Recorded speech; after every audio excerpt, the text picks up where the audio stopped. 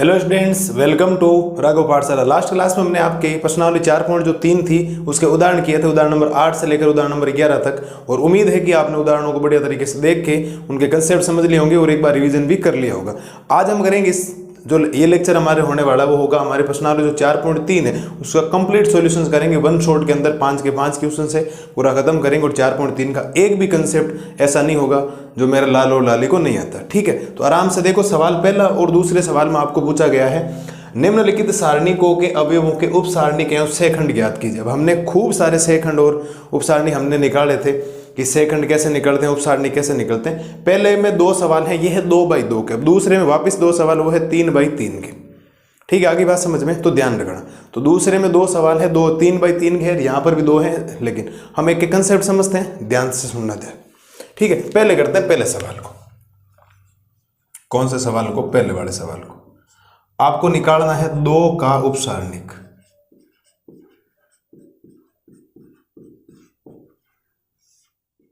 ठीक है, मैं एक बार लिख देता हूं जिसका मुझे निकालना है। फिर निकालना है -4 का उप सारणिक।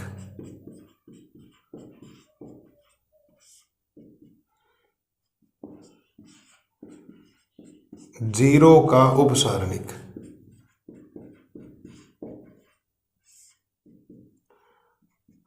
फिर निकालना है 3 का उप सारणिक।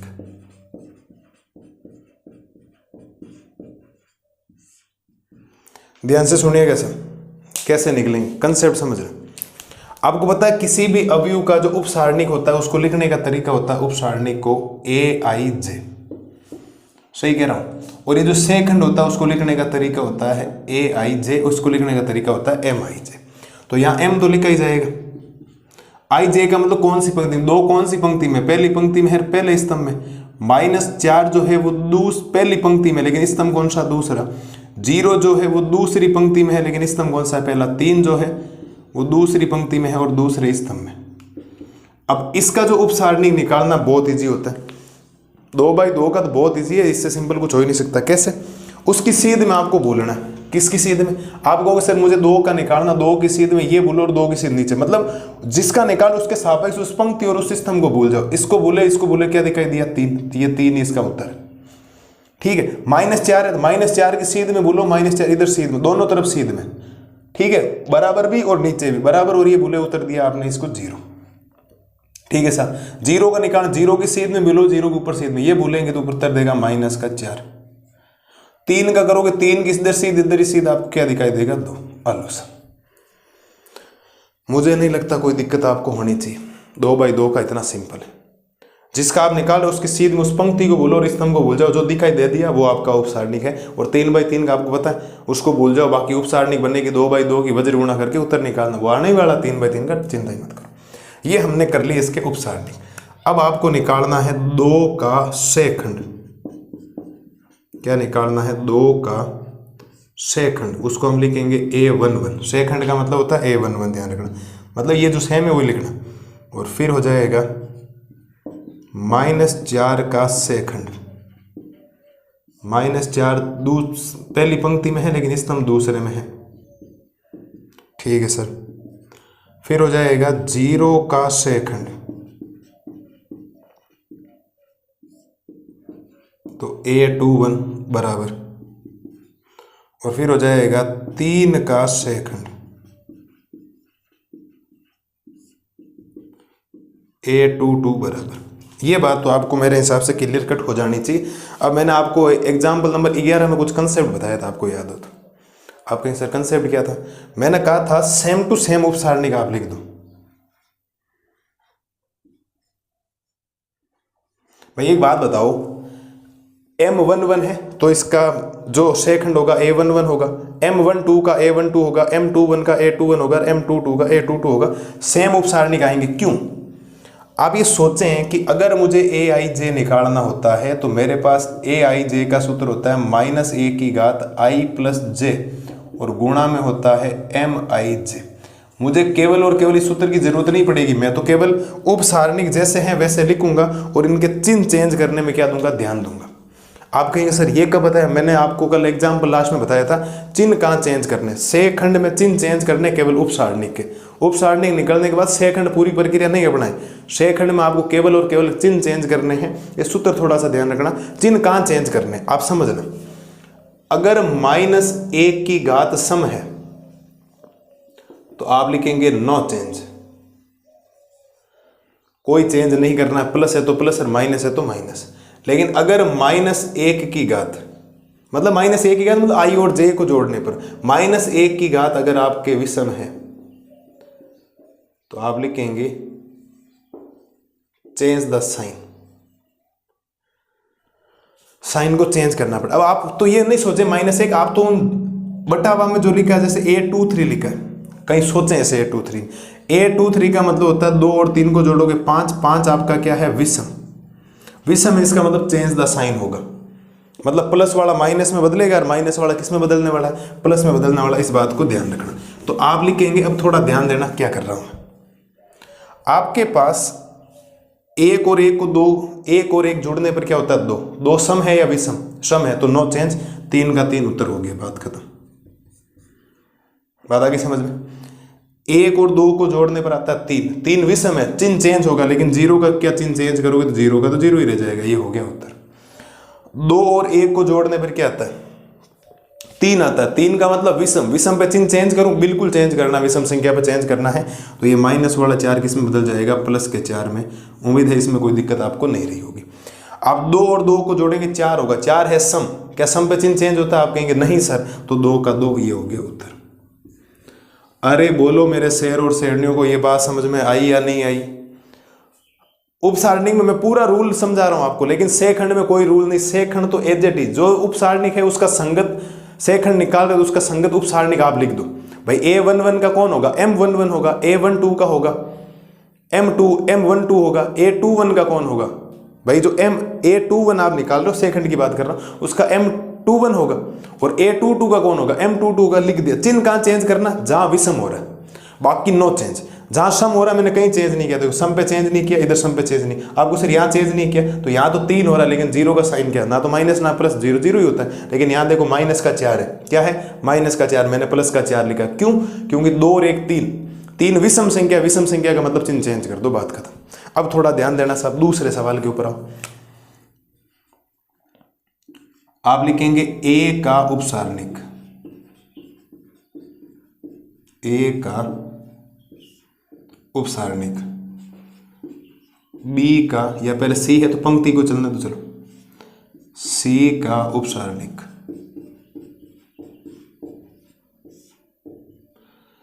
फिर B का उपसारणिक,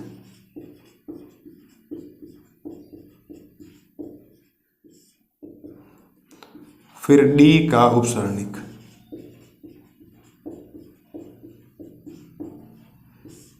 पहले उपसारणिक को खत्म करते हैं, फिर सेकंड में आ जाएंगे, कोई दिक्कत नहीं। ए पहली पंक्ति और पहले स्तंभ है तो इसको M11 लिखा जाएगा, C पहली पंक्ति में है लेकिन स्तंभ दूसरा है, B जो है सॉरी M लिखा जाएगा ना, M12, B जो है वो दूसरी पंक्ति में है लेकिन स्तंभ पहला है, और यहाँ आ जाएगा M22। हाँ जी सर, ध्यान से सुनिएगा, क्या करना है, आप कहेंगे सर A के सापेक्ष बोलो, A क्या, A का उपसारणिक निकाल, A के सापेक्ष पंक्ति और स्तंभ को बोलो, तो देखो A के सापेक्ष पंक्ति को बोलोगे, स्तंभ को बोलोगे, D दिखाई देगा, ये हो गया D। C निकाल रहे हो, C के सापेक्ष पंक्ति और स्तंभ को बोलो, B दिखाई देगा। B के सापेक्ष पंक्ति और स्तंभ बोलोगे, C दिखाई देगा, और D के सापेक्ष ये दिखाई देगा तो आपको ये दिखाई देगा A। ये हो गया साहब इसके उपसारणिक। अब आप कहेंगे सर बहुत ईजी काम है ये तो, मैं भी कहूँगा बिल्कुल सर। अब हम लिखेंगे A का सेखंड, फिर लिखेंगे B का, या C है क्या, C का लिख दो, चलो C का सेखंड, फिर हम लिखेंगे B का सेखंड, और फिर लिखेंगे D का सेखंड।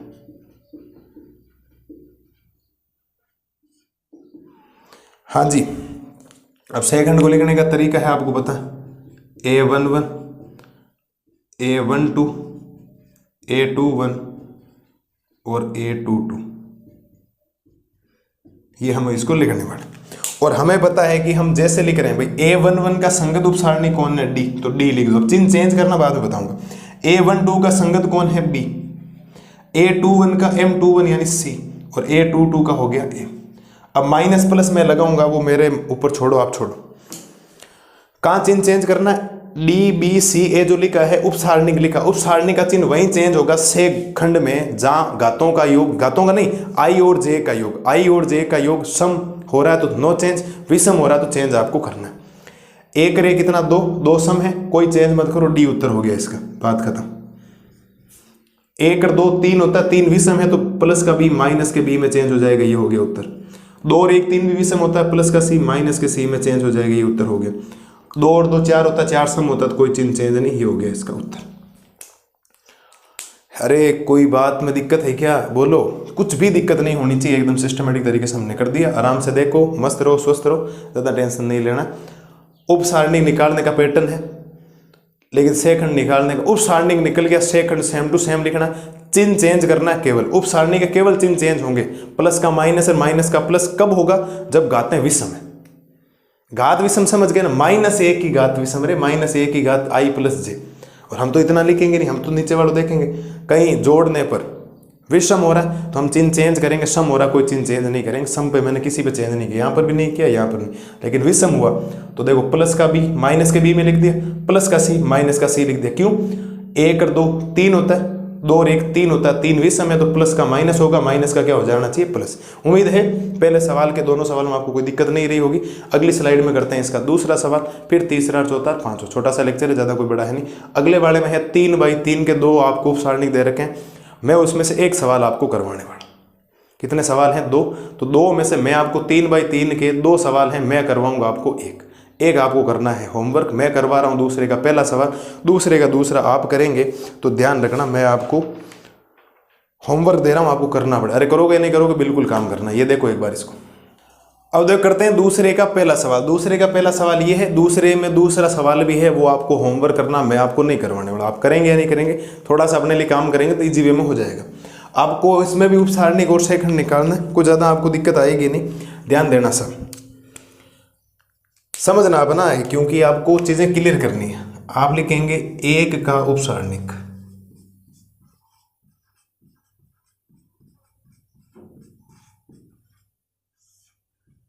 किसका उपसारणिक आपको निकालना? एक का।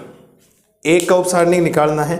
उपसारणिक को MIJ द्वारा दर्शाया जाता है, तो मुझे M लिखना पड़ेगा, और IJ का मतलब है पहली पंक्ति और पहले स्तंभ में बैठा है। एक कहाँ बैठा? पहली पंक्ति और पहले स्तंभ में। और जब 3x3 का आता है तो हमें उस पंक्ति के सापेक्ष, उस अवयव के सापेक्ष उस पंक्ति को हटाना पड़ता है, स्तंभ को हटाना पड़ता है। और जो आपके पास 2x2 का अवयव आता है उसको सारणिक से हमें मान निकालना पड़ता है। ध्यान देना, इधर कैसे निकलेगा।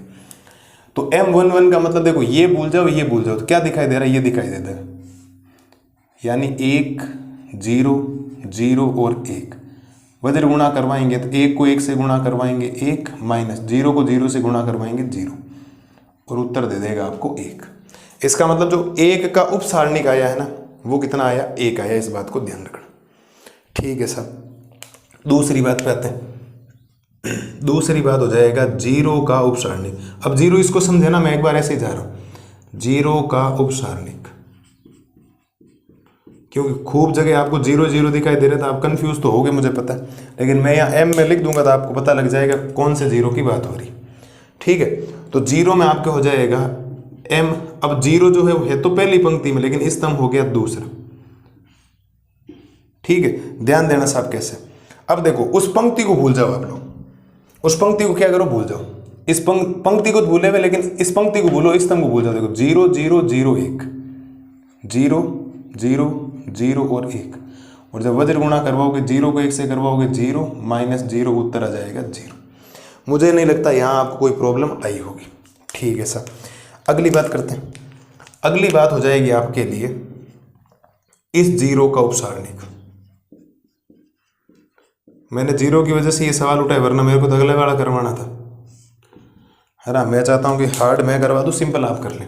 लेकिन वो जो 0 है वो है M13। सही बात कह रहा हूँ भाई, पहली पंक्ति का तीसरा स्तंभ है। ठीक है सर, ध्यान देना क्या बनेगा, तो ध्यान देना, तो ऊपर वाली पंक्ति मिट जाएगी। ये देखो ये मीटर के ये हो गया 0 1 0 0 1 0 0, वज्र गुणा करवाएंगे तो 0 - 0 उत्तर दे देगा 0। ठीक है सर। अगली बात नीचे वाले 0 पे हो, 0 0 है इसीलिए गड़बड़ होगी आपके, मुझे पता पक्का। 0 का उपसारणिक, लेकिन अब ये जो 0 बेटा है ना वो आपके बेटा है साहब दूसरी पंक्ति के पहले स्तंभ में बेटा है, दूसरी पंक्ति के पहले स्तंभ में बेटा, इस बात को ध्यान रखना। ठीक है सर, ये हो गया। देखो अब दूसरी पंक्ति को भूलें, दूसरी पंक्ति भूल जाएंगे, स्तंभ भूल 0 0 0 1 0 0 0 और 1, वज्र गुणा करवाएंगे तो 0 - 0 उत्तर क्या आ जाएगा 0। सिंपल ही है, कैलकुलेशन ज़्यादा है नहीं, तो मैं काम कर रहा हूँ जो मैंने पहले काम किया। ठीक है सर। अगला इस 1 का निकालना है। अब 1 का उपसारणिक बराबर, अब 1 है कौन सी पंक्ति में, आप कहेंगे सर पंक्ति तो दूसरी चल रही है, लेकिन ये उठकर अब दूसरे स्तंभ में आ गया, दूसरी पंक्ति के दूसरे स्तंभ में। ठीक है सर। क्या रामकहानी चलेगी, रामकहानी ये चलेगी कि इस पंक्ति को भूलना ही है, इसके साथ इस स्तंभ को देखो 1 0 0 1 1 0 0 1, वज्र गुणा करवाएंगे तो 1 - 1 यानी कि उत्तर आएगा 1। ठीक जा रहा हूँ एकदम, कोई दिक्कत नहीं, कोई कैलकुलेशन मिस्टेक नहीं होनी चाहिए, ध्यान रखना। ठीक है सर। अगला उस 0 का, इस 0 का, आप 0 देखकर गड़बड़ मत करना है ना, तो आप लिखेंगे 0 का उपसारणिक।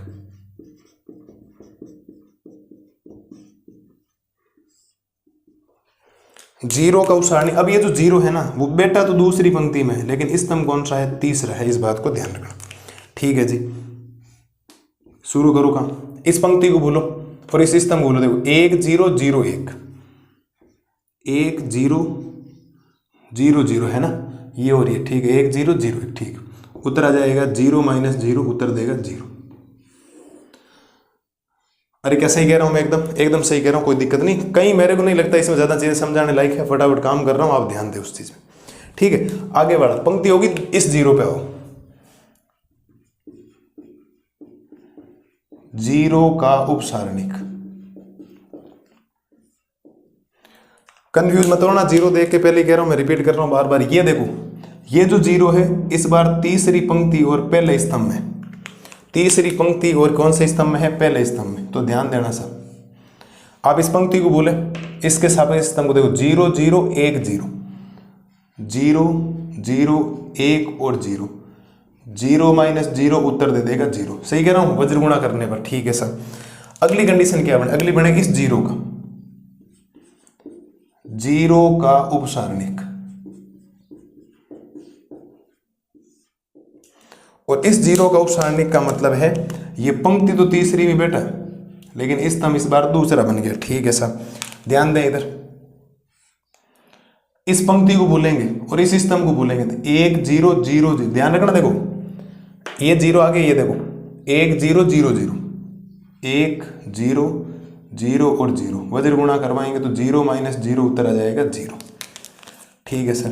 अगली कंडीशन है 1 का उपसारणिक। 1 का क्या करना है आपको, उपसारणिक निकालना। अब 1 जब आएगा तो ये आपके आ जाएगा तीसरी पंक्ति में और तीसरे ही आ जाएगा स्तंभ में, तो M33 हम लिखेंगे, और M33 का मतलब हो जाएगा जब इसको 2/2 में बदलोगे तो ये कट जाएगा, ये कट जाएगा, 1 0 0 1, तो 1 0 0 और 1, तो उत्तर आएगा 1 - 0 यानी कि 0। मुझे नहीं लगता कोई समस्या यहाँ तक है, और जो जो आपके उपसारणिक आए एक बार मैं उनको ब्रैकेट में बंद कर रहा हूँ, तो आपको थोड़ी बात समझ में आ जाएगी कि हमारे ये आए और ये उत्तर नहीं आए। ठीक है, तो थोड़ा ध्यान देना, आराम से समझना कि एक्चुअल में काम हो कैसे रहा। वैसे भी 2/2 को मैंने चेंज करना आपको बता रखा है, कोई प्रॉब्लम आपको वैसे भी नहीं आएगी। ठीक है, तो देखो M11 का मान आया 1, M12 का मान आया 0, M13 का मान आया 0, M21 का मान आया 0, M22 का मान आया 1, M23 का मान आया 0, M31 का मान आया 0, M32 का मान आया 0, M33 का उत्तर आया 0। इसका मतलब 0 का उपसारणिक 0 आया यार, 1 का उपसारणिक 1 आया, इस बात को ध्यान रखना। ठीक है, मुझे नहीं लगता यहाँ तक दिक्कत होनी चाहिए। अब हम निकालेंगे सेकंड। आप लिखेंगे चूंकि AIJ का सेकंड, AIJ का जो सेकंड होता है वो होता है AIJ ए आई जे का सेकंड कैपिटल ए आई जे बराबर फॉर्मूला होता है माइनस ए की घात आई प्लस जे गुणा में होता है एम आई जे। मुझे नहीं लगता इस सूत्र में किसी बच्चे को कोई प्रॉब्लम होनी चाहिए। मैं खूब बार रिपीट आपके लिए कर चुका हूं, आप ध्यान रखें। मैं तो आप कहोगे सर हम तो इसमें सूत्र लगाएंगे ही नहीं, बिल्कुल सही पकड़ा। हम तो सीधा सीधा क्या करेंगे, हमें जो निकालना है, हमें 9 चीज़ें निकाल 9 बार सेकंड मतलब A11 निकालना है, फिर हमें निकालना है A12, फिर हमें निकालना है A13। पहली पंक्ति के तीनों स्तंभ आगे, फिर दूसरी पंक्ति का पहला स्तंभ, दूसरी पंक्ति का दूसरा स्तंभ और दूसरी पंक्ति का तीसरा स्तंभ। फिर हम निकालेंगे पहली पंक्ति तीसरी पंक्ति का पहला स्तंभ, तीसरी पंक्ति का दूसरा स्तंभ और ये आ जाएगा A33। ठीक है सर, ध्यान देते जाना, करना क्या। मैंने आपको क्या बोला था, उनके संगत उपसारणिक आपको लिखने हैं। क्यों लिखने हैं? क्योंकि अगर आप A11 निकालोगे तो यहाँ 11 करोगे तो यहाँ M11 नहीं आएगा। आप A23 निकालोगे तो यहाँ M23 आएगा। सेम टू सेम उपसारणिक इसके लिख दो। देखो A11 के लिए M11 का मान कितना है 1, ठीक है, ये कितना है 0, ये कितना है 0, ठीक है, और A21 भी कितना है 0, A22 कितना है 1, ये कितना है 0, ठीक है, और वो कितना है 0, ये कितना है 0, और यहाँ देखो एक जगह मिस्टेक हुई, आपको दिखाई नहीं दी। 1 माइनस 1 0 नहीं होता, 1 माइनस 0 जो होता है वो उत्तर होता है साहब 1, तो यहाँ आएगा कितना 1। मुझे नहीं लगता यहाँ तक आपको कोई दिक्कत है। अब क्या करना है, अब आप कहेंगे सर छः खंड के लिए हमने 2 बातें सीखी। क्या सीखी है? छः खंड के लिए हमने ये सीखा है कि उपसारणी का सेम टू सेम मान लिखना। मैंने एज इट इज, देखो A11 के लिए मैंने M11 वाला मान लिखा, A12 के लिए मैंने M12 वाला मान लिखा, A13 के लिए मैंने M13 वाला मान लिखा, A22 के लिए मैंने M22 का मान लिखा, A23 के लिए M23 वाला मान लिखा, ये देखो, और A31 के लिए M31 वाला मान लिखा, और A32 के लिए M32 वाला मान लिखा, और A33 के लिए ये मान लिखा। क्योंकि ये आपको पता है कि MIJ आएगा, तो अगर आप यहाँ 32 करोगे तो यहाँ पर भी आपको 32 करना पड़ेगा। अब मेन होगा I की घात माइनस A की घात डिपेंड करेगी। मैंने क्या बोला था, अगर आपने I और J को जोड़ा, I और J को जोड़ने पर सम आ रहा है, I और J को जोड़ने में सम आ रहा है, जैसे 2 आ गया, 4 आ गया, 6 आ गया, 8 आ गया, तो उनको चिन्ह चेंज नहीं करना। जैसा उपसारणिक है वही उत्तर, उसका उत्तर सेकंड हो जाएगा। लेकिन अगर आपने I और J को जोड़ा, विषम आ गया, 1 योग आ गया, 3 आ गया, 5 आ गया, 7 आ गया, तो वो जो उपसारणिक होंगे ना उसके चिन्ह चेंज करके उसके सेकंड बन जाएंगे। कैसे? देखो 1 और 1 2 होता है, एज इट इज लिख दो, ये इसका उत्तर है। ध्यान रखना 1 2 3 होता है, 3 के लिए चिन्ह चेंज करना, लेकिन 0 का क्या चेंज करूं, तो इधर भी चेंज नहीं होगा। जहां कहीं चेंज हो रहा है तो वहां देखना। 0 के लिए सोचो ही मत, 0 का क्या माइनस प्लस करना, तो 2 2 के लिए 4 है, 4 का मतलब 1 का 1 ही रहेगा, और 3 3 के लिए 1 है, इसका मतलब सेम टू सेम ही उत्तर हो गए। ये आपको ध्यान रखना, सबके लिए फाइनल उत्तर आपके ये हो गए। मतलब जो ये सवाल एक ऐसा सवाल है जिसके उपसारणिक और सेकंड एकदम क्या है, बराबर है, एकदम क्या है, बराबर। इस बात को आप विशेष तौर पर ध्यान रखना। मुझे नहीं लगता कोई समस्या है, लालों लालियों को एकदम इजी वे में कर लिए। सेकंड का मतलब है उपसारणिक के जो चिन्ह चेंज करने होते हैं, लेकिन यहाँ चिन्ह चेंज हुआ ही नहीं, क्योंकि हमने एक एक पे चेक कर लिया। क्यों? 0 पे चेक करना ही नहीं। अगर 0 में द्विसम आए चाहे सम आए तो 0 0 ही होता, ना प्लस का होता ना माइनस का होता, कोई चिन्ह 0 के आगे नहीं होता। उम्मीद है ये आपके दूसरे का पहला सवाल एकदम क्लियर हो गया होगा। मैं आपसे आशा यही करता हूँ कि आप दूसरे का दूसरा सवाल खुद करेंगे और ईमानदारी से उत्तर निकालेंगे, और आंसर शीट में पीछे मैच करेंगे कि उत्तर आया क्या, A11 क्या आया, A12 क्या आया, M11 क्या आया, M21 क्या है, सारे मिलाएंगे। पूरा सिस्टमेटिक तरीके से करेंगे, शॉर्टकट में आंसर नहीं लिखना। सब्जेक्टिव जब उत्तर दोगे तो बोर्ड में कहीं ना कहीं आपको नंबर्स लेने के लिए ढंग का आंसर तो लिखना पड़ेगा, और ढंग का आंसर ये आप ये लिख दें, कोई दिक्कत नहीं, एक बार सूत्र लिख दें, बाकी शॉर्टकट में करें, कोई प्रॉब्लम नहीं, समझ आएगा। एग्जामिनर पढ़ा लिखा इंसान है, आराम से आपकी भाषा समझ आएगा, आप क्या बोलना चाह रहे हैं उसको। उम्मीद है दूसरे का पहला सवाल आपके क्लियर हो गया होगा। आपको दूसरे का दूसरा सवाल होमवर्क करना है, जब क्लास खत्म होती है, हाथों हाथ ऐसे नहीं छोड़ दिया कल करेंगे, क्लास जब खत्म होती है पूरे 5 सवाल होने के बाद आप उस सवाल को करेंगे, बिना देखे करेंगे, उत्तर मिलाएंगे, और एकदम उत्तर सही आना चाहिए। अगर कैलकुलेशन ये आपने कंसेप्ट सीखा है तब तो उत्तर पक्का सही आएंगे, वरना उत्तर सही नहीं आएंगे, ये आप ध्यान रखना। ठीक है, एक बार आप इसको देखें। अगली स्लाइड में करते हैं क्वेश्चन नंबर 3 का सॉल्यूशन। अब देखो करते हैं तीसरा सवाल। तीसरा सवाल एग्जाम की दृष्टि से वेरी वेरी इंपॉर्टेंट है, इस बात को ध्यान रखना। आप सोच नहीं सकते इतना सवाल ये इंपॉर्टेंट है, वेरी वेरी इंपॉर्टेंट। आप को ये सवाल आना ही चाहिए। सवाल क्या बोला है, दूसरी पंक्ति के अवयवों के से खंडों का प्रयोग करके। मतलब दूसरी पंक्ति में कौन कौन से अवयव होते हैं? दूसरी पंक्ति में अवयव होते हैं A21, A22 और A23।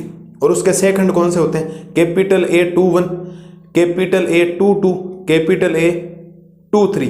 अगर उनको जोड़ोगे तो आपको सारणी का मान मिल जाएगा। उसमें आपको एक नोट लिखवाया था ना, वो आपके सवाल है, इस बात को ध्यान रखना। तो पहली बात तो आपको जो सारणिक दे रखा है उसको पहले लिखें कि कौन सा सारणिक आपके पास है। तो सारणिक है आपके पास डेल बराबर, ठीक है, 5 2 1 3 0 2 8 1 3, ये आपके पास है एक सारणिक। अब सारणिक में मेरे को जो सवाल में बोला गया वो बोला गया दूसरी पंक्ति के अवयव लेने और दूसरी पंक्ति के से खंड लेने हैं। तो दूसरी पंक्ति मेरे पास ये है, जिसको मैं R2 नाम दूंगा। सही बात कह रहा हूं एकदम। मुझे बाकी किसी से कोई लेना देना नहीं, मुझे से खंड निकालना केवल और केवल। आपको इस से खंड के लिए उप सारणी की जरूरत पड़ेगी, वो कोई जरूरी नहीं, हम सीधा भी कर सकते हैं। कैसे, देखो ध्यान देना। आप लिखेंगे चूंकि किसी अवयव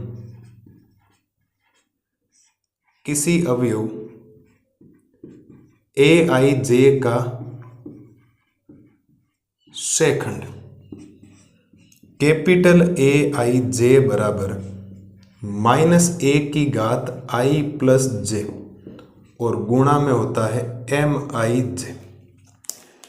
क्या मैं एकदम बात सही कह रहा हूं? क्या आपने से खंड ज्ञात करने का यह सूत्र पढ़ रखा है क्या सब लोगों ने? आप कहेंगे सर बिल्कुल पढ़ रखा, कोई दिक्कत नहीं। आप सोचें, मैं संगत अवयवों के दूसरी पंक्ति के जो भी अवयव हैं ये A21 है। क्या है? A21। तो मुझे इसमें कैपिटल A21 की जरूरत है इसके से खंड की, क्योंकि मुझे गुणा करवा के जोड़ने पर सारणी का मान निकालना है।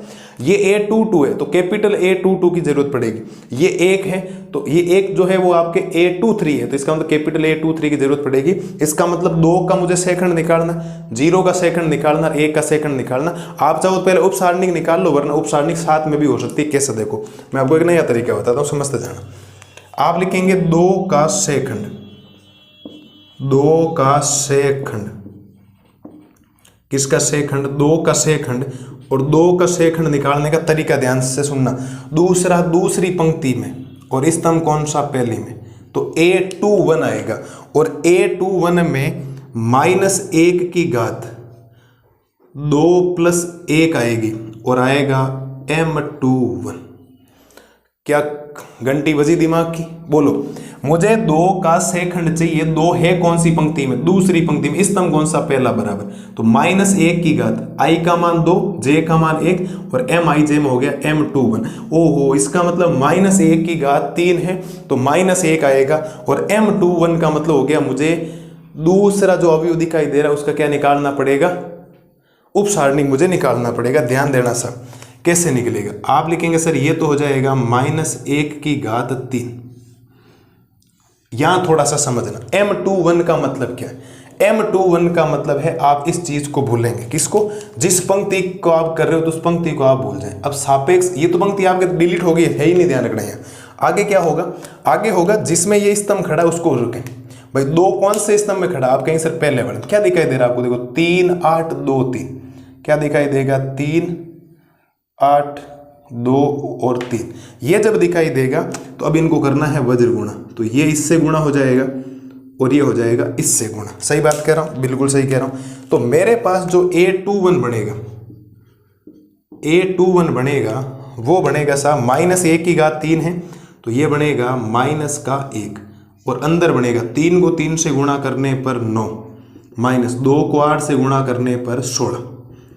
2 को 8 से गुणा करने पर कितना बनेगा? 16 बनेगा। ठीक है, बराबर -1 है तो -1 गुणा ये हो जाएगा -7। तो मैं यहां से कह सकता हूं कि A21 का जो मान आएगा मेरे पास वो कितना आएगा साहब? 7 आएगा। मुझे नहीं लगता कोई समस्या है आपको। आप चाहो तो पहले उप सारणी निकाल लें, मैं मना नहीं कर रहा हूं, फिर उसके चिन्ह चेंज कर दें तो भी कर दें, वरना इससे भी हो सकता है M21 यहाँ डायरेक्टली कनेक्शन कर सकते हैं, कोई दिक्कत नहीं। ये हो गया पहला। ठीक है, अभी 0 का उप सारणी और निकालना और 1 का निकालना। आप लिखेंगे 0 का से खंड। अब 0 के से खंड को लिखने का तरीका हो जाएगा, ए से लिखेंगे से खंड को ए, और 0 दूसरी पंक्ति के दूसरे स्तंभ में खड़ा है। आप कहेंगे सर बिल्कुल खड़ा, और सूत्र लगाएंगे -1 की घात, तो -1 की घात कितना 2 + 2, और ये हो जाएगा m22, बिल्कुल होगा क्योंकि i और j 2 हो गए। ठीक है, इसके बाद क्या होगा, इसके बाद ये हो जाएगा -1 की घात, ये हो जाएगा 4, और m22 का मतलब है दूसरी पंक्ति भूलना, लेकिन इस बार दूसरे स्तंभ को भूलो, इसको भूलेंगे। क्या दिखाई देगा आपको, देखो 5 8 1 3, 5 8 1 3, तो यहाँ आएगा हमारा 5, यहाँ आएगा 8, यहाँ आएगा 1 और यहाँ आएगा 3। ठीक है जी, अब करना है आपको वज्र गुणा। वज्र गुणा करते वक्त ये इससे गुणा और ये इससे गुणा, तो आपके पास जो उत्तर मिलेगा वो a22 बराबर मिलेगा। -1 की घात 4 कितना होता है, 1 होता है, गुणा वज्र गुणा करो, 5 को 3 से गुणा करोगे 15, -1 को 8 से गुणा करोगे 8। ठीक है, और उत्तर आ जाएगा 1 गुणा 7। तो मैं कह सकता हूं कि a22 का जो मान आएगा वो भी कितना आएगा, 7 आएगा सर। गुणा भाग करने पर a22 का मान मेरे पास कितना आया, 7। अब मुझे एक और जरूरत है, जो है 1 का उपसारणिक। किसका है, सेखंड, 1 का सेखंड, और 1 का सेखंड हम निकालेंगे तो 1 के सेखंड को लिखने का तरीका हो जाएगा a23, बिल्कुल सर a23, क्यों, दूसरी पंक्ति और तीसरा स्तंभ। सूत्र क्या बनेगा, सूत्र बनेगा -1 की घात 2 + 3 और m23 बराबर -1 की घात 5। सारणिक सोचें, 2 3 का मतलब दूसरी पंक्ति और तीसरे स्तंभ को भूलें, इसको भूलें। 5 3 1 2, ये तो कट गई पूरी, ध्यान रखना, 5 3 1 2, तो 5 3 और ये हो गया 1 और 2। वज्र गुणा करवाना पड़ेगा, आप कहेंगे सर बिल्कुल करवाना पड़ेगा। वज्र गुणा के लिए ये इससे गुणा हो जाएगा और ये हो जाएगा इससे गुणा, तो आपके पास जो उत्तर आएगा वो सोल्व करने पर आएगा a23 बराबर -1 हो जाएगा, -1 की घात 5, विषय में तो -1, और अंदर क्या बचेगा, 5 को 2 से गुणा करोगे 10, माइनस इसको करोगे 3। ठीक है, तो a23 का मान क्या मैं लिख दूं, क्या -7। अरे बोलो, किसी को दिक्कत है क्या आपको, सर कैसे, 10 में से 3 गया 7, 7 को -1 से गुणा करोगे -7। आप कहेंगे सर ये बात तो समझ गए। ये हमने क्या किया, दूसरी पंक्ति के सेकंड निकाले, हमने सब नहीं निकाला, हमें सब नहीं निकालना। अगर सब निकालते फिर पहले उपसारणिक निकालते, उपसारणिक हम साथ साथ में निकाल रहे। अब आपको जो बोला है ना, आप लिखेंगे अतः दूसरी पंक्ति के अवयवों तथा शेखंडों के प्रयोग द्वारा, शेखंडों के प्रयोग से सारणिक का मान। और आपको ये पता है, अगर मुझे इसमें सारणिक का मान निकालना है तो मेरे पास सूत्र होता है डेल बराबर, दूसरी पंक्ति है, दूसरी पंक्ति का अवयव क्या आएगा, a21, फिर a22, फिर a23। सही बात कह रहा हूं, इनका संगत लेना, संगत इसका मतलब हो जाएगा कैपिटल A21, कैपिटल A22 और कैपिटल A23। बात आ गई समझ में। अगर मैं इनके संगत ले रहा हूं, मेरे को बोला गया कि दूसरी पंक्ति के अवयवों के सेकंड, इनके सेकंड, तो संगत आपको लेते हो तब सारणी का मान नहीं मिलता, वरना 0 मिलता है, और बीच में चिन्ह किसका आएगा, प्लस का। अगर मैं किसी भी अवयव के उसी के अवयव को सेकंडों से गुणा करके जोड़ दूं तो मुझे सारणी का मान मिल जाए। अब मुझे मान चाहिए तो मैं यहां से रखूंगा मान। क्या मान रखूंगा, मेरे पास बोला है a21 का मान, a21 का मान मेरे पास 2 है। क्यों, क्योंकि दूसरी पंक्ति और पहले स्तंभ में 2 मान है, फिर गुणा कैपिटल A21, कैपिटल A21 का मान 7 पड़ा, देख लो ध्यान से, फिर प्लस ये मान है मेरे पास 0, गुणा A22 का मान मेरे पास है 7, प्लस A23 का मान है मेरे पास 1, और गुणा में ये मान है मेरे पास -7। बात आ रही है नहीं आ रही समझ में, बिल्कुल सर। आप लिखेंगे डेल बराबर 7 को 2 से गुणा करोगे 14, प्लस 7 को 0 से गुणा करोगे 0, 1 को -7 से गुणा करोगे -7। क्या मैं डेल बराबर 7 कह दूं, क्या सारणी का मान मुझे 7 मिला क्या, बिल्कुल। इसका मतलब ये हो गया कि अभी तक तो हम 4.1 और 4.2 में सारणी का मान निकाल रहे थे, लेकिन किससे निकाल रहे थे? प्रसार से निकाल रहे थे, R1 से कर रहे थे, R2 से कर रहे थे। सारणी का आपका मान तो दे रही थी ना, लेकिन आपको एक नई चीज पता लगी कि अगर मैं किसी अवयव के संगत उसके सहखंड गुणनखंड से गुणा करके जोड़ दूं तो भी मुझे क्या मिल जाएगा? पूरी सारणी का मान मिल जाएगा। लेकिन मातापचित इसमें भी है।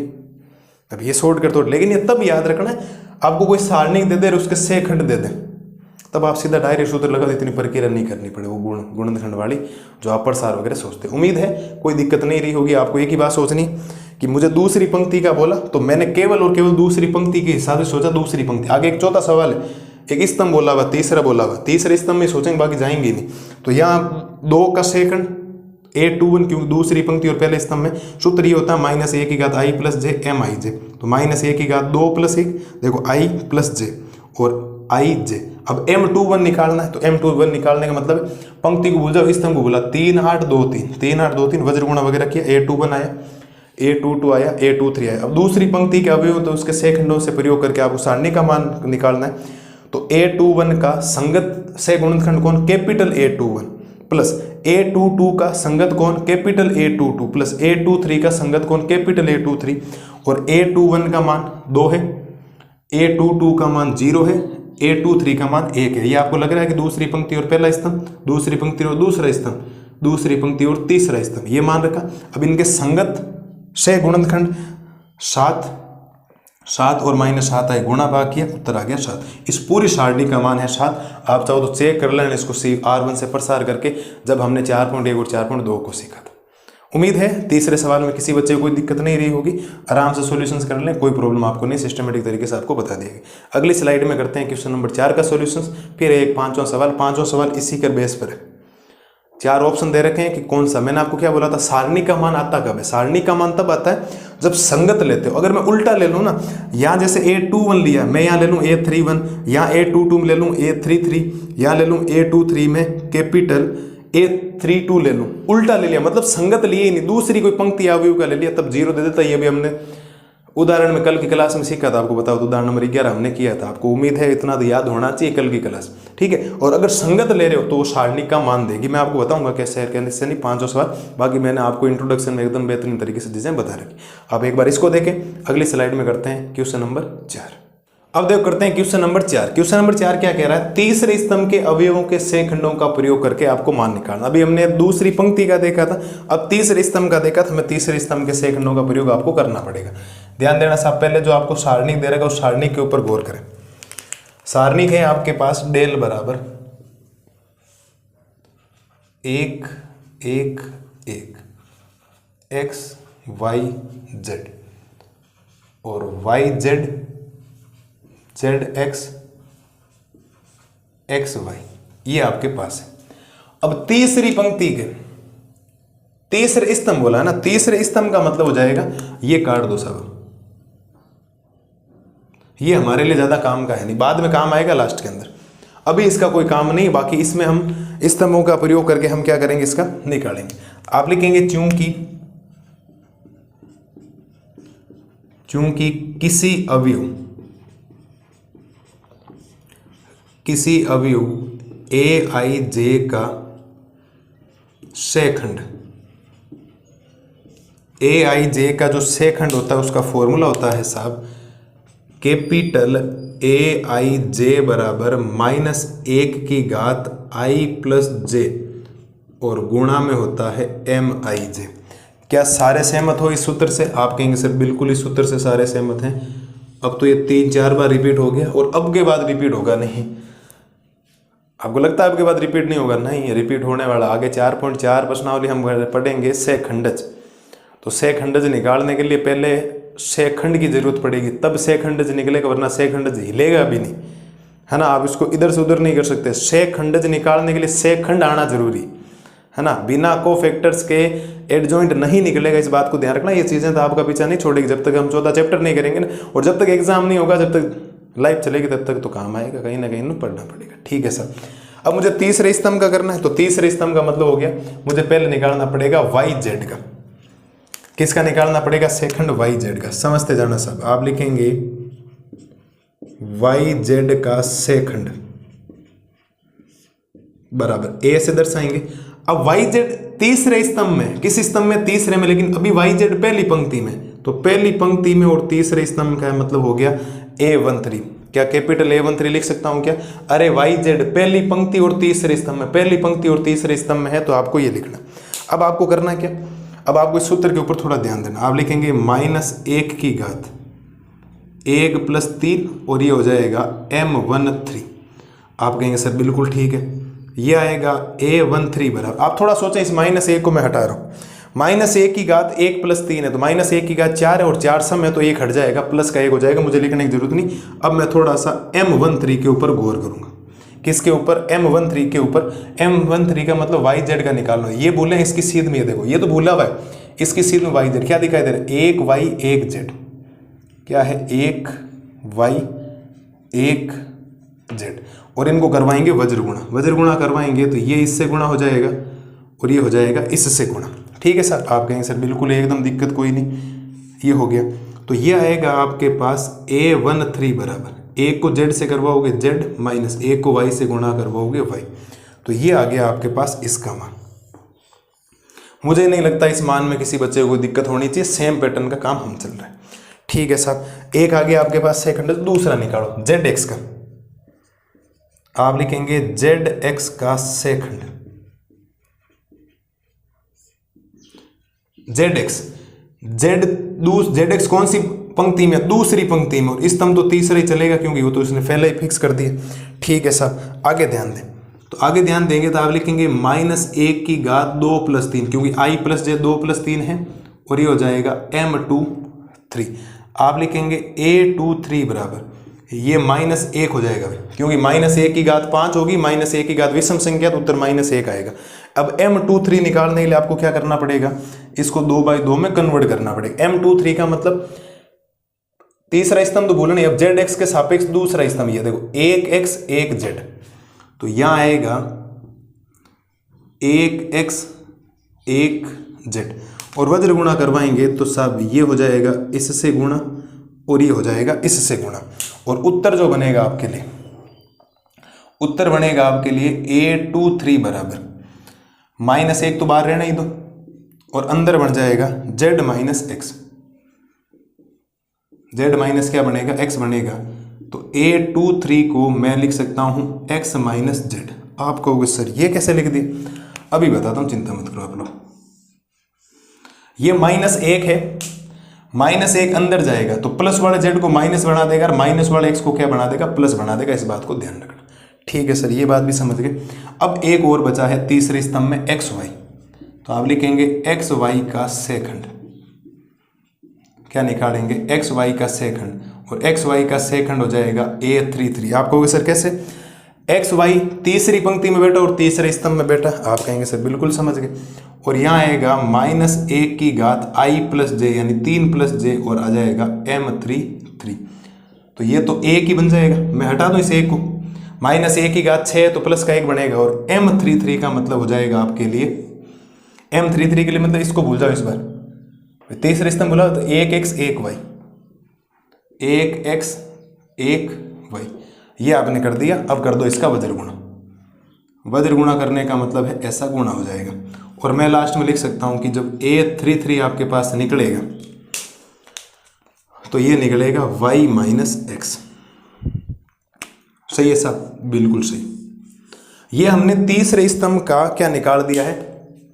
क्या निकाल दिया है? सेकंड निकाल दिया। मुझे नहीं लगता कोई दिक्कत है, छोटे मोटे गुणा भागे आपको ध्यान रखना है। अब आप लिखेंगे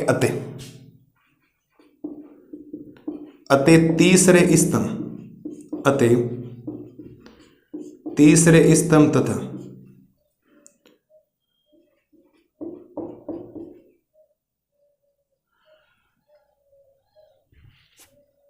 तीसरे स्तंभ तथा संगत अवयवों के,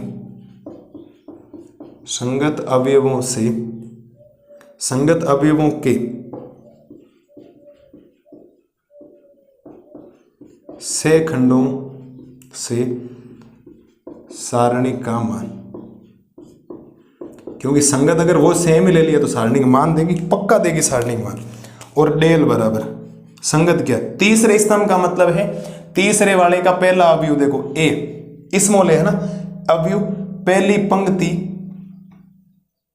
और पहला ही क्या आएगा, तीसरा स्तंभ। सही बात कह रहा हूं, पहली पंक्ति तीसरा स्तंभ, फिर दूसरी पंक्ति तीसरा स्तंभ और तीसरी पंक्ति तीसरा स्तंभ। सही बात है भाई। ये देखो YZ जो है ना A11 है, ये A23 है, ये A33 है। सही बात है। इसका संगत गुणन से गुणनखंड क्या आएगा, तो कैपिटल A13, कैपिटल A23 और कैपिटल A33, और जब इनका आप योग कर देंगे गुणा करवा के तो आपको ये सारणिक का मान दे देगा।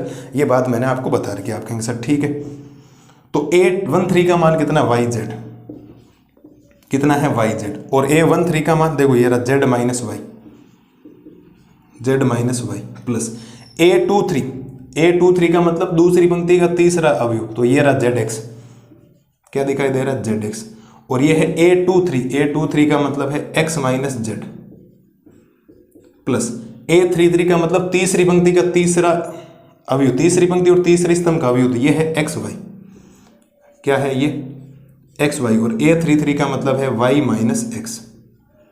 ठीक है सर। इसके बाद क्या होगा, इसके बाद गुणा करवा दो अंदर, तो इनको गुणा करवाओगे तो ये बन जाएगा YZ², मैं गुणा करवा रहा हूँ, और माइनस ये बन जाएगा Y²Z, ये बन जाएगा ZX², ये बन जाएगा Z²X। ठीक है सर। और ये बन जाएगा XY² और माइनस XYZ। और मैंने कहीं गड़बड़ लिख दी क्या, हाँ गड़बड़ लिख दी ना, ये x है, ध्यान रखना, ये देखो ये x है, ये x है, तो यहाँ कुछ आएगा X²Y आएगा। अरे मैंने गुणा करवा दी। अब थोड़ा ध्यान दें, अब देखो इसमें करना क्या, अगर आप ज़्यादा कुछ कॉमन वगैरह लेंगे ना तो आपका सब चकराने लग जाएगा, तो आप कर क्या रहो। मैं इसमें काम करता हूँ, इसका जो फाइनल उत्तर है थोड़ा ध्यान रखना, इसका उत्तर है X minus Y, Y minus Z और Z माइनस X। इस बात को आप विशेष तौर पर ध्यान रखें, या आप अपनी NCERT किताब में मिला लेना, आपको ये उत्तर मिल जाए X minus Y, Y minus Z, Z minus X।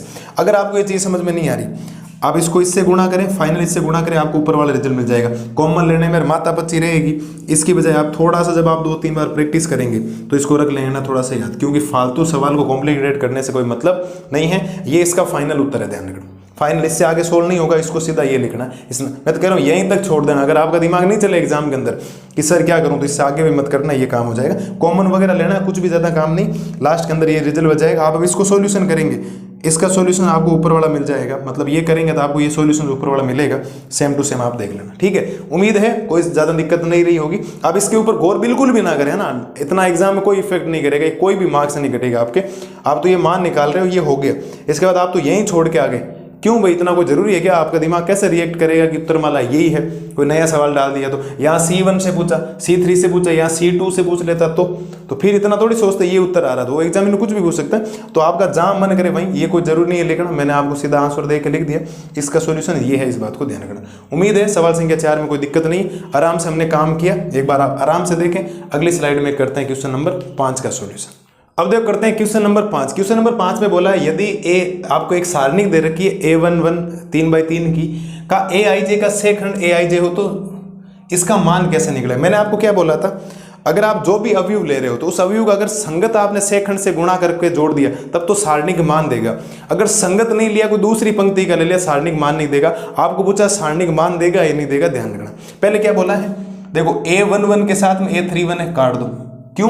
क्योंकि स्मॉल A11 के साथ तो कैपिटल A11 होना चाहिए, संगत होना चाहिए, वरना नहीं होगा, वो तो 0 बना देगा। हमें तो मान चाहिए, ये तो उत्तर कितना बना देगा इसको, 0। मुझे तो इसका मान चाहिए कि मैं मान निकालने कौन से सूत्र का प्रयोग करूंगा। दूसरी बात क्या दिखाई दे रहा, A11, अरे वाह सही बात है। ये क्या है, A12 का A21 थोड़ी होगा, A12 का तो A12 ही होना चाहिए। ये B काट दो, क्योंकि ये B इसको क्या बना देगा, 0 बना दे। क्या बना देगा, 0। अगली वाली में देखो ये रहा A21, तो अब स्मॉल A21 के साथ में तो कैपिटल A21 आना चाहिए। ये कहाँ से आगे, काटो, क्योंकि ये भी इसको क्या बना देगा, 0। और 3 ऑप्शन कट गए तो चौथा ऑप्शन अपने आप ही राइट है। देख लो, A11 के साथ कैपिटल A11 है, स्मॉल A2 के साथ A21 के साथ कैपिटल A21 है, A31 के साथ कैपिटल A31 है। इसका मतलब उत्तर ये तो आपको कुछ ना कुछ मान तो देने वाला। अरे बात समझ में आई या नहीं आई? जो पॉइंट था ना, मैंने आपको जो नोट लिखवा के परसों क्लास में जब इंट्रोडक्शन पढ़ाया था, वो नोट में 2 पॉइंट लिखवाए थे, वो पहला और दूसरा पॉइंट आपके यहाँ एकदम क्लियर हो जाना चाहिए। संगत उसी के साथ लोगे, उसी के साथ लोगे तो वो मान देगा, वरना वो 0 बना देगा। बाकी यहाँ सब जगह अलग रहे। देखो A11 का A31 कहाँ से आ गया भाई? A31 तो आप यहाँ पहुंच गए। पहली पंक्ति का तीसरे स्तंभ के आप तीसरी पंक्ति के से गुणनखंडों से गुणा करो, मतलब अलग अन्य से करवाते। किसी पंक्ति का या स्तंभ का उसी पंक्ति या स्तंभ के से खंडों से गुणा करवाने पर तो उत्तर देता है वो सारणी, कुछ ना कुछ मान देता है, चाहे प्लस का दो चाहे माइनस का दो। लेकिन अगर किसी पंक्ति या स्तंभ के अवयवों को अन्य किसी पंक्ति या से गुणनखंडों से आपने गुणा करवा के जोड़ दिया तो फिर वो 0 बना देगा। इसका मतलब 3 0 बन गए। चौथा आपको तो मान का पूछा है कि निम्नलिखित में से कौन सा मान देगा, तो मान देगा ये। उम्मीद है 4.3 आपके एकदम क्लियर होगी मस्त तरीके से मैंने आपको कंसेप्ट समझाए। ठीक है, चौथे सवाल में जो लास्ट में x minus Y, Y minus Z, Z minus X लेगा, हेडेक मत लेना, ध्यान रखना उसको। और ऊपर वाली लाइन भी छोड़ के आ जाओगे एग्जाम में तो भी नंबर मिलेंगे, पाव नंबर नहीं कटेगा। काटे तो मेरे से बात कर लेना आप, ठीक है, कोई दिक्कत नहीं। ये सवाल आपको समझना है। 3 0 बन के चौथा कुछ ना कुछ मान देगा भाई, कुछ ना कुछ मान तो देगा ना, बराबर में कुछ ना कुछ मान देगा। मैं कह सकता हूँ क्वेश्चन मार्क है, कुछ ना कुछ मान देगा। अब कितना देगा वो तो सवाल के ऊपर डिपेंड करेगा, इस सारणी के ऊपर डिपेंड करेगा। ठीक है, संगत आपने लिया। मिलते हैं कल की क्लास में प्रश्नावली 4.2 का संपूर्ण परिचय लेकर। पूरा एक क्लास के अंदर इंट्रोडक्शन करेंगे, फिर उदाहरण करेंगे, फिर सवाल। थोड़ी 4.4 लेंदी है, थोड़े ढंग के सवाल भी हैं। उम्मीद करते हैं आपको समझ में आएंगे। मस्त रही, स्वस्थ रही, और 4.3 तक कंप्लीट रिवीजन करके रखना। उसके कंसेप्ट सारे 4.3 तक 4.4 में काम आएंगे और 4.5 में भी काम आएंगे। ठीक है, मस्त रही, स्वस्थ रही। मैं लाता हूँ आपके लिए प्रश्नावली 4.4 का इंट्रोडक्शन क्लास। तब तक थैंक यू।